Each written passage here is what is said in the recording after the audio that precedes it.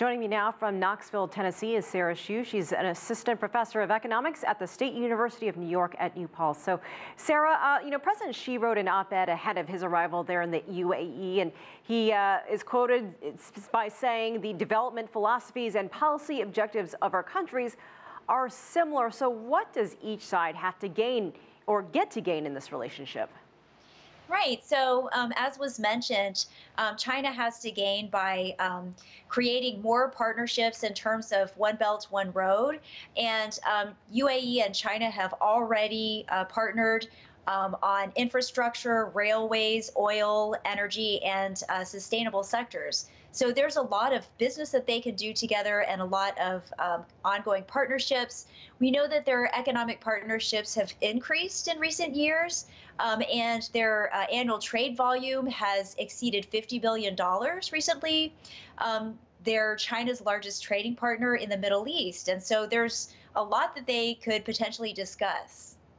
This is one of the biggest state visits the UAE has hosted. We heard Yasser describe what was happening there, including a UAE China week to highlight relations, trade, as you mentioned, and even culture with that Chinatown.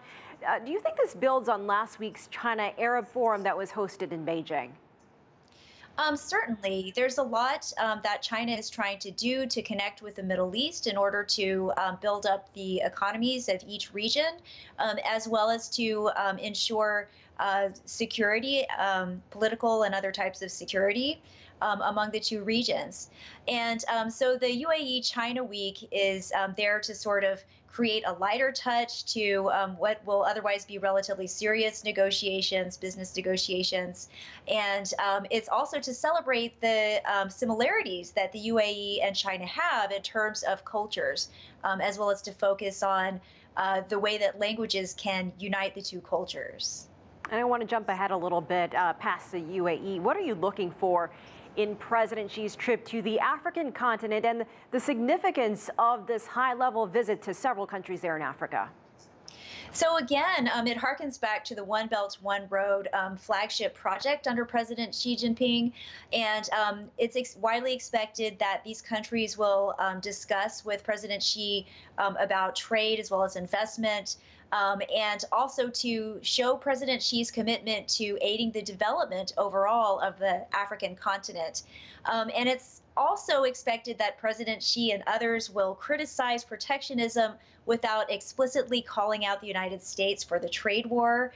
And we also can emphasize the fact that President Xi's visit is in stark contrast to anti-free trade sentiment in the U.S. because he's going to be focusing on building trade and investment relations. And of course, we can't forget about the BRICS summit in South Africa, South-South cooperation there with Brazil, Russia, India again. So what are some things to watch there once that group meets? Right. So just building up the BRICS relationship, it's expected that President Xi, as well as the BRICS leaders and others, will discuss the international situation as well as their bilateral relationships and potential cooperation among the BRICS countries. It's also highlighted that President Xi will discuss industrialization in some of the less developed countries, as well as inclusive development. And again, China is going to most likely underscore its commitment to multilateralism as well as to global governance, which has deteriorated in the United States. All right, Professor Sara Hsu, thank you so much for your insight. We appreciate it.